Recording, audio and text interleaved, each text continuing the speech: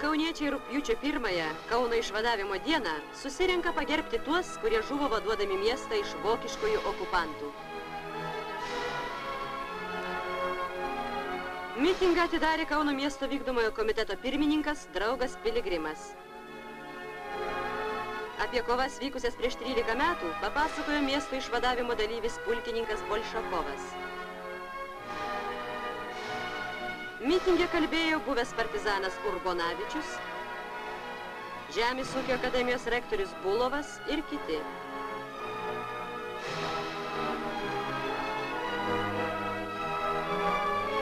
Šie vainikai tai gili kauniečių pagarba didvyriams, kurie nepagailėjo gyvenimo, kad miestas būtų laisvas, kad jo gyventojai būtų laimingi.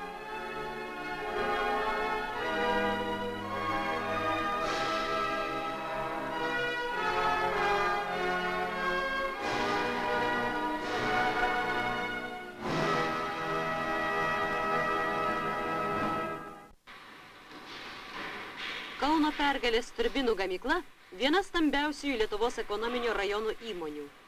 Jos pagamintos turbinos plačiai žinomos už mūsų Respublikos ribų. Dabar gamykla įsisavino dar vieną produkcijos rūšį, skirtą mūsų Respublikos žemės ūkiui.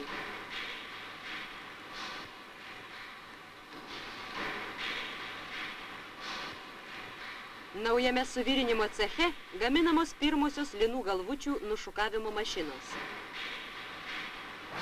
Kuriančios mašinos projektą dalyvavo ir gamyklos inžinierius Vytautas Indriūnas. Šios žemės ūkio mašinos mūsų viršplaninė produkcija.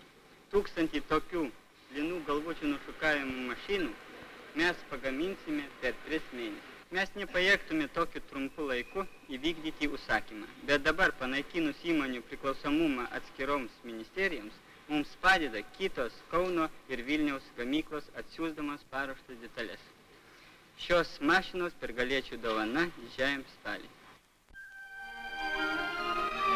Vilkijos rajono Černiachovskio vardo kolūkis nedidelis, bet žmonės jo šaunūs.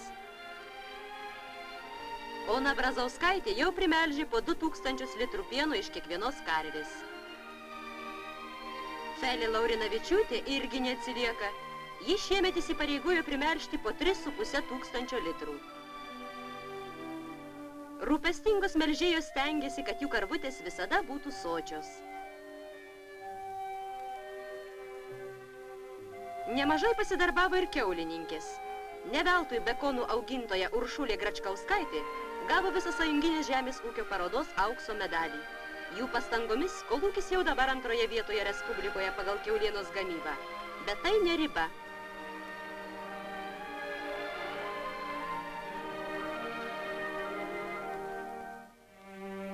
Nors laukuose žmonių mes nematome, bet jie patys kalba apie auksinės rankas tų, kurie juos įdirbo. Gausi pašarų bazė leis gyvulių augintojams pasiekti dar geresnius rezultatus. Laukininkystės darbuotojai ir javus išaugino puikius.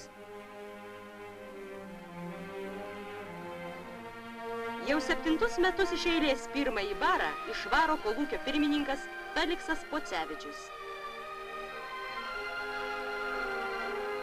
Pereitais metais kolūkiečiai gavo už darbadienį po 4,5 kg grūdų ir po 5 rublius pinigais. Šiemet jie tikisi, kad darbadienis bus dar gausesnis.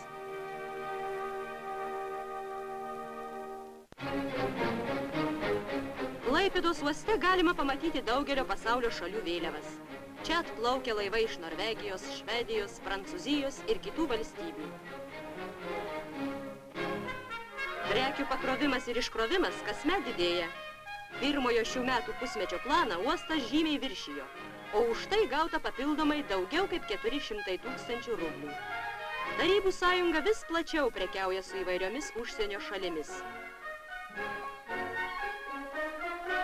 Štai ši cukraus žaliava mūsų fabrikams atkeliavo iš tolimosios Kubos. Mūsų prekių taip pat reikalauja daugelis užsienio šalių. Kraunamas į laivą ketus, netrukus išplauks į Angliją. Gyva prekyba su užsieniu padeda stiprinti draugystės ryšius tarp įvairių pasaulio šalių.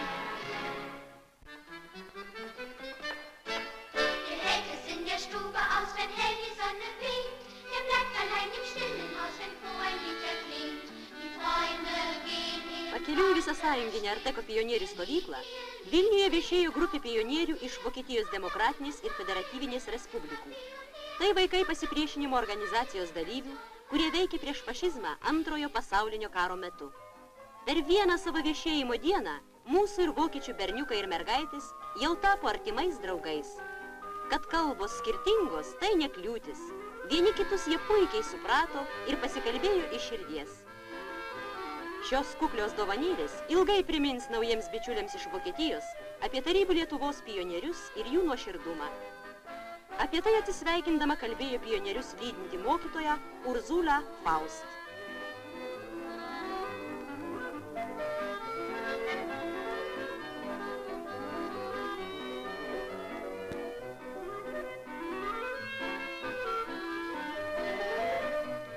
Laimingos kelionės! Linkime jums gerai pailsėti puikiajame mūsų šalies vaikų mieste Arteke.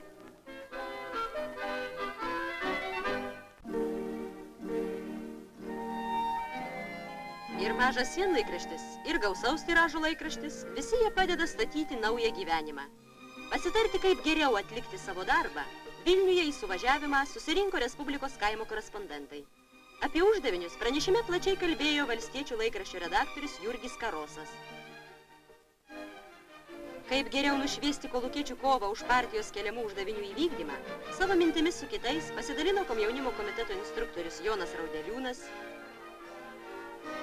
klubo skaityklos vedėja Benedikta Skablauskaitė, kolūkietis Povilas Vencevičius ir kiti. Suvažiavimas priėmė kreipimąsi į visus kaimo korespondentus.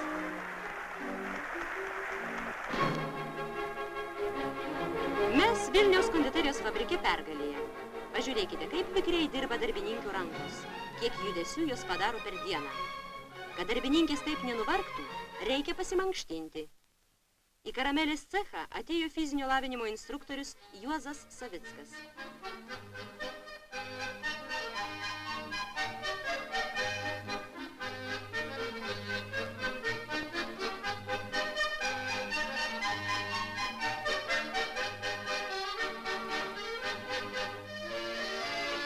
Gal ir ne taip dar neišeina kaip gimnastams stadione, bet užtat padirbėję kiti raumenys, daugiau oro įkvepia plaučiai.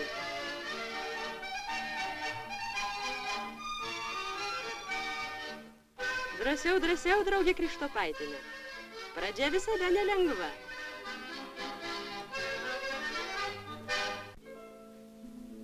Vasara dėkingas laikas dailininkams.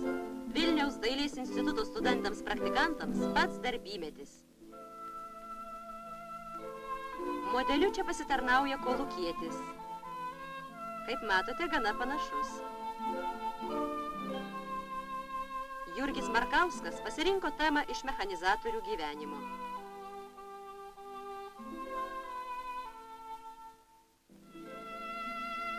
Antaną Mikalauską ir jo draugus sužavėjo Seredžiaus apylinkių gamta, Nemunas ir žmonės gyvenantieji ant jo krantų.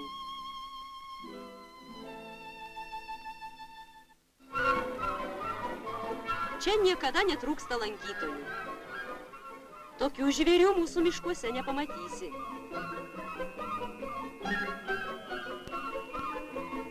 Tiesiog narvuose visi patogumai.